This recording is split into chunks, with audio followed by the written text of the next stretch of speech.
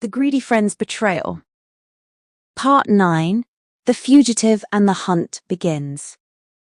Daniel drove through the dark streets of London with fear in his heart. For the first time in his life, he felt completely alone. His phone was switched off. His apartment was behind him. His friendship with Emily was over. And now, the police were looking for him. He kept driving until he reached a small town outside London. There he checked into a cheap hotel under a false name. When the receptionist asked for his details, he said, "My name is David Wilson." It was a lie, but by now, lying had become easy for him. He entered his room and sat on the bed. The room was small and cold. It was nothing like the luxurious apartment he had left behind.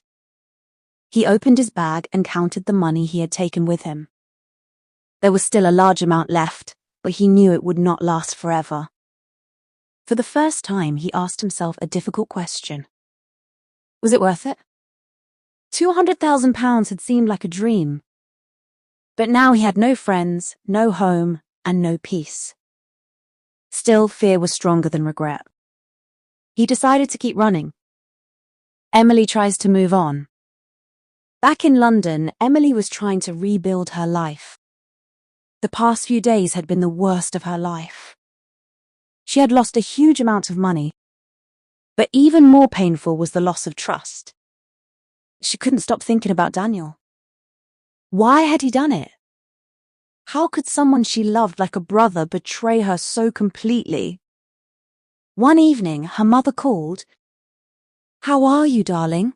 she asked gently. Emily tried to sound strong. "I'm okay." "No, you're not." Emily's eyes filled with tears. She told her mother everything. When she finished, there was silence on the other end of the phone. Finally, her mother said, "Some people let greed destroy the good inside them." "I still can't believe he did it." "I know. What if I never get my money back?"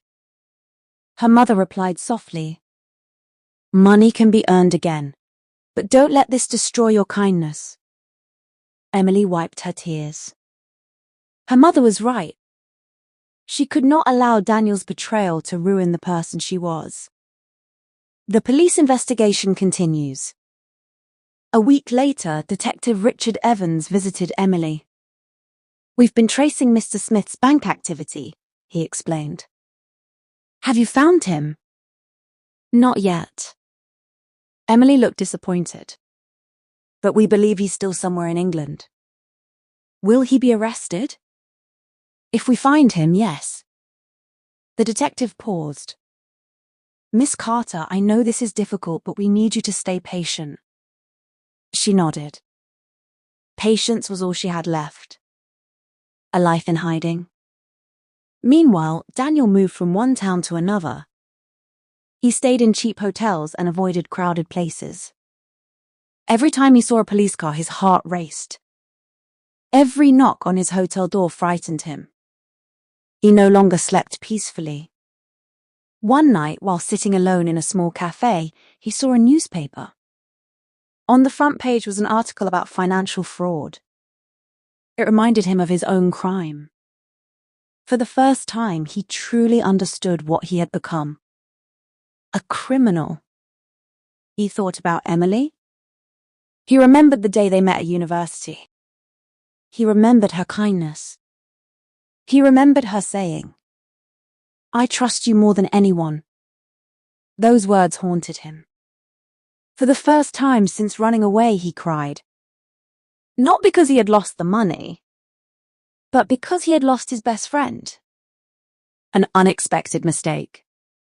A few days later, Daniel made a serious mistake. He used one of his bank cards to withdraw cash from an ATM. He didn't realize that the police were monitoring his accounts. Within hours, detectives received the location of the withdrawal. A small coastal town in southern England. Detective Evans immediately ordered a team to investigate. "We may finally have him." Hope returns. That evening, Emily received another call. "We have new information," the detective said. Her heart beat faster. "Did you find him?" "Not yet, but we're very close." For the first time in weeks, she felt a little hope. Perhaps justice was finally coming. Perhaps the man who had betrayed her would have to face the consequences of his actions. Meanwhile, Daniel sat in his hotel room, unaware that the police were getting closer with every passing hour. His time as a fugitive was running out, and soon there would be nowhere left to hide. To be continued in Part 10, The Arrest.